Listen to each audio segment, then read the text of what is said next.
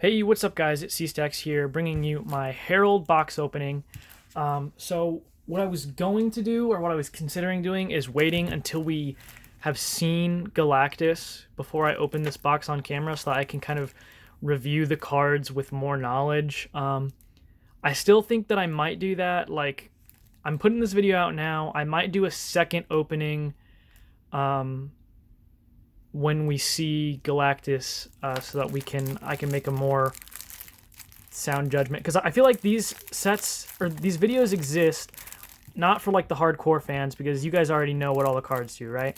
These videos exist for new players who are coming here to look at the cards and so that they can make an informed decision on what purchases they want to make, right?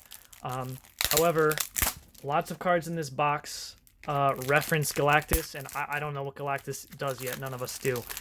So definitely what I'm going to do is, when Galactus gets spoiled and when I do my reaction video, I'm going to link in the description of this video the Galactus spoiler article and my reaction to it. So if you're watching this in the future and we know what Galactus does now, just peek in the description. You can go see what Galactus does, so that you can make an informed decision on your purchase, whether you need all these heralds or not.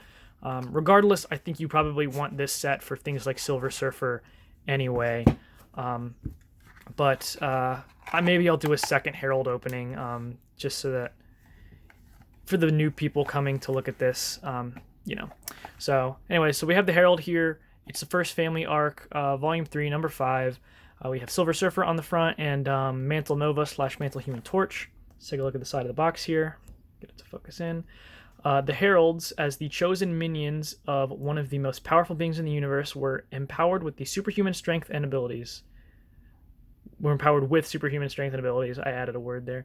Add powerful entities imbued with the power cosmic, like the Silver Surfer or Nova, both ready and willing to usher your opponents towards annihilation to feed their monstrous master. Alright, so let's get into it. I'll hover over the rule sheet here. I don't really go over them. I wonder if Galactus is in this rule sheet. That would be funny.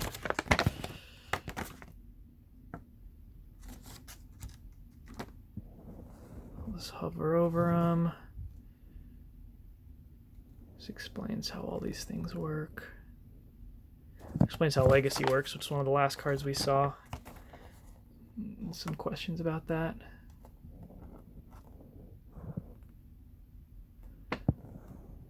Okay, so if you want to see anything specific on the rule sheet, you can pause and take a look at it. Anyways, let's go ahead and get into this. So we have Mantle Human Torch here, 1/5 flight range, 5 health, fantastic character, aka Nova. So she's Mantle Human Torch and Mantle Nova at both levels. Flame on, main, blue, put 3+1/+1 counters on Human Torch. We saw this on the Johnny Storm Human Torch. And then volunteer to save the planet, level up 1. When a supporting character with a printed cost of 7 or more is recruited by any player, Human Torch gains an XP. So she's got a really slow level up condition, but having that flame on her in and of itself kind of makes her playable, and her level 2 is actually really good. So level 2 Nova, so it's Nova, aka Human Torch. The names just flip, but you know, it's aka, so their name is always considered to be the same. So now she's a 7/7 flight range, 6 health. She gains a health between level 1 and level 2. Herald of Galactus, pay 1 less to recruit Galactus supporting characters. You're going to see that a lot in this set. And again, that's how good that is going to depend on what Galactus does, which we haven't seen yet. And then she has Stellar Flare, main blue, put 3+1/+1 counters on Nova.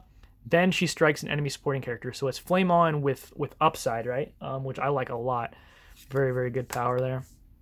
Here we have Silver Surfer now. So at level 1, he's a level 1 Norrin Rad, 2/4/5 Fantastic Four character, aka Silver Surfer. Protect Zenla main. Yellow, green, red. Enemy characters can't attack on their next turn. Noble Sacrifice. This is level up 1. When Norrin protects Zenla, he gains an XP. So you have to do that first power to level up. So you got to collect a couple of locations there. And then he turns into level 2 Surfer. He's a 5/5 flight range, 7 health. I think that's the biggest jump we've seen. He goes from 5 health at level 1 up to 7 health. He has Herald of Galactus, of course, and he has Search for Inhabited Planets, main blue, reveal the top 10 cards of your deck. You may put an Earth location from among them into your hand, then remove the rest from the game. Removing the rest from the game is steep. I don't think you ever do this. You need that Earth to level up with Insatiable Hunger. level up 1 when you play an Earth location. Silver Surfer gains an XP. I still don't think you ever use that. Although, unless, we haven't seen Galactus supporting character yet, maybe he interacts with remove from play cards somehow or other. So maybe you do want to do that. But then after that, he turns into a level 3 Silver Surfer. He's an 8/8 flight range, 7 health, really good stuff there. Whoops. Take a stand. When the Silver Surfer can use other teams' special locations with Earth to pay for his Earth superpowers. He has Protect the Earth, main Earth. If there is one supporting character with the highest cost, put it into its owner's hands. So you can bounce your opponent's guys. You can reuse your Galactus, which I think is the idea here. I think that's what it's going for. You want to bring out your Galactus by bringing him out for cheap with all your Heralds, and then you can reuse him. I assume Galactus is going to have some kind of appears trigger. But, it's multi-use. You can bounce your opponent's big guy. You can, reuse your Jungle Hunter or something. You could put your Dark Phoenix back in your hand and then call something new. All kinds of stuff you can do with that. I think it's clearly meant to synergize with Galactus, which, of course, I don't know what Galactus does yet. All right, we have Pyrus Krill.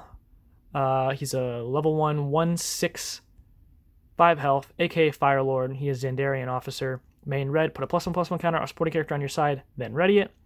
A very good ability, not super overwhelmingly powerful, but I think of things like Devil Slayer doing multiple wounds on a main character. I think of, it's really good with stuff like Solo on your side, so it's okay. Then he has Bold and Determined. This is where the card kind of falls apart. Level up 4, when Pyrus attacks an enemy main character, he gains an XP. So you got to get at their main character 4 times. He doesn't have to stun it, so it's whatever. But I think this level 1 power, this Xandarian officer, is the main good thing about him. But then he levels up into a level 2 Fire Lord. He gains a health, so he's 6 health, 8/6, flight range, Herald of Galactus again. And it's the power of a miniature sun. Main, blue, remove an enemy supporting character from the game other than Captain America or Wolverine. So it's kind of an expensive removal power. Two blues is a little expensive. Removal powers are very good, though. But I think you kind of want to stay at level 1 for this aggressive power here. But we'll have to see on him.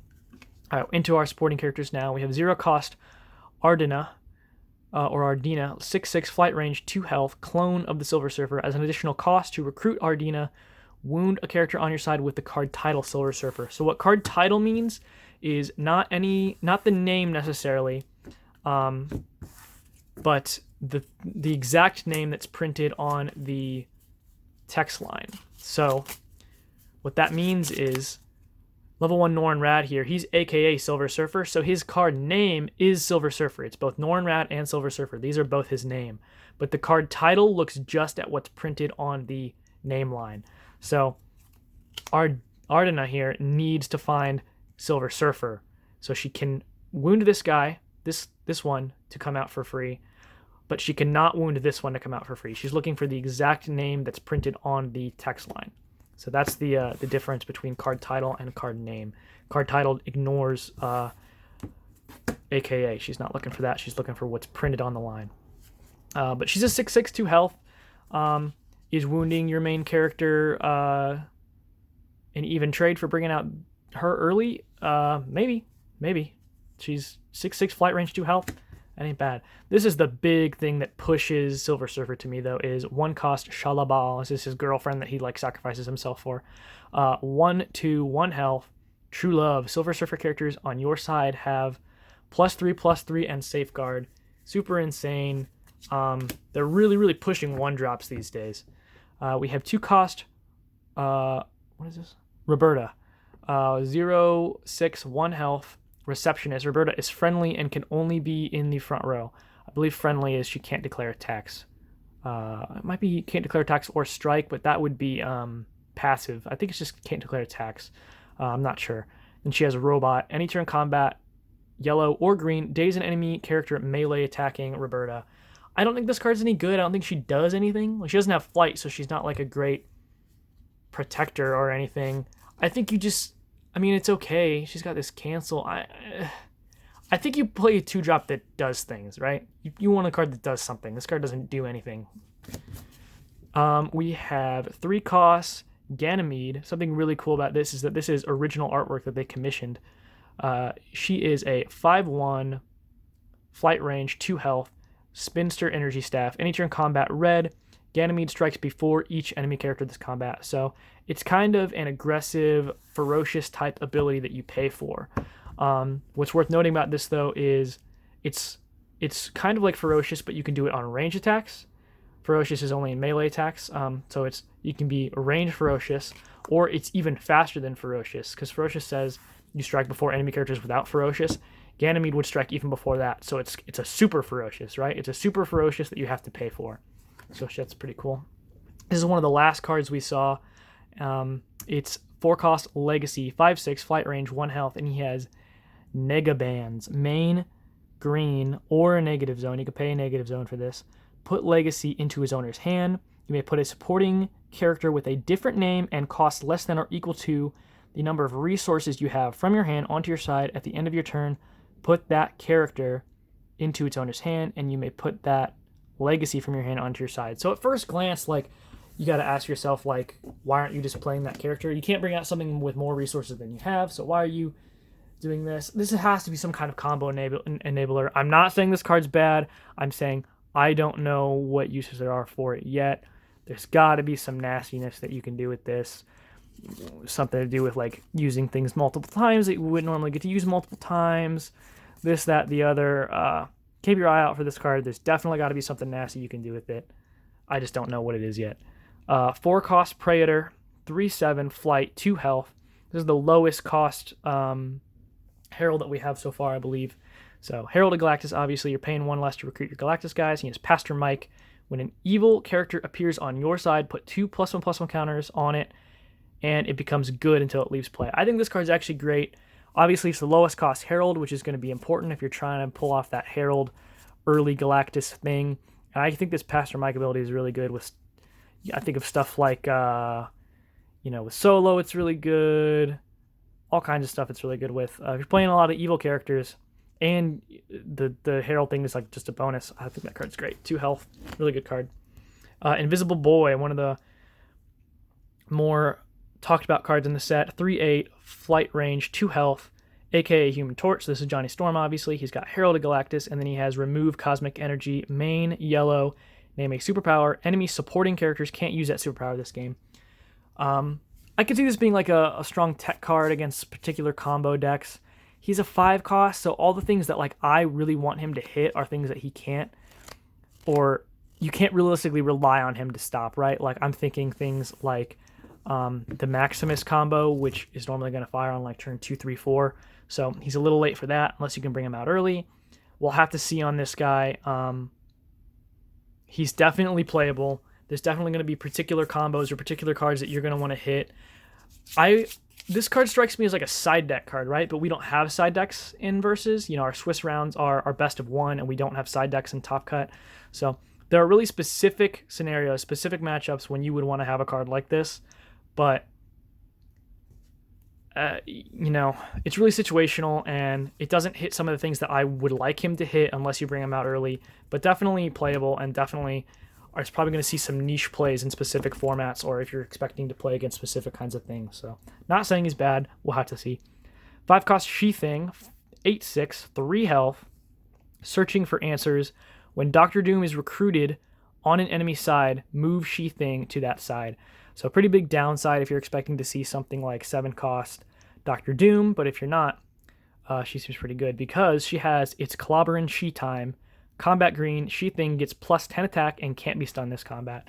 So, like, you could put, like, 4 Thing and 4 She-Thing in your deck, and, like, she's got 3 health, she's got basically Clobbering Time on her. If you don't expect to run into, like, playing this on 5, and then, does she KO? She moves it. She moves to that side, so that's even worse. If they do manage to play the Doctor Doom supporting character against you when you're playing this, that feels super bad. But if not, I just don't know. I don't know. I think my gut reaction is that this card will see play, but we'll see. Another one of the last cards we saw. This card I think is great. I've seen some people not liking this, but I think she's really good. Is 6-cost Nova, aka Human Torch, 5/5. Flight range, 2 health. So understated for a 6-cost, but she's a Herald of Galactus, and she has Stellar Flare on her main, blue. Put 3 +1/+1 counters on Nova, then she strikes an enemy supporting character. So Same one that we saw in the main character. I think that ability is great. You could like bring this out in the Mantle Spider-Man deck. I like this card. We have 7 cost Fire Lord, 10-7, flight range, 2 health, Herald of Galactus again, United Front, you pay 2 less to recruit Heralds of Galactus. So again, another card that we're going to have to wait and see what Galactus does. How viable is this Herald of Galactus strategy going to be if you're playing all of them? I mean, again, if you're watching this in the future, check the description. I definitely will put Galactus in the description so that you can decide if these guys are good or not for yourself. And then we have the most insane card in the deck. If for no other reason, even if you don't give a crap about all the Heralds or anything, this card is bonkers. 8 cost Silver Surfer, 8-8, flight range, 5 health. No, I did not misspeak. No, that is not a misprint, not a typo. 5 health on a supporting character. He has, you must be driven from this world. Galactus loses each power with worlds in its name. Again, don't know what that means yet. Conscience found. When Silver Surfer appears, put a +1/+1 counter on him for each character in your KO pile. When another character appears on your side, put 2 +1/+1 counters on Silver Surfer.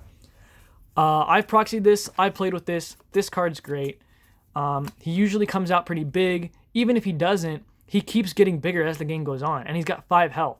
So unless they manage to lethal this, he's just going to keep getting bigger and bigger. And like if they manage to stun him once, on your next turn, he goes from an 8-8 to like a 10-10, a 12-12, a 14. This card just keeps getting out of hand. This card is great. One of the most pushed characters I've ever seen in this game. He's got flight range, 8-8. He gets huge and 5 health.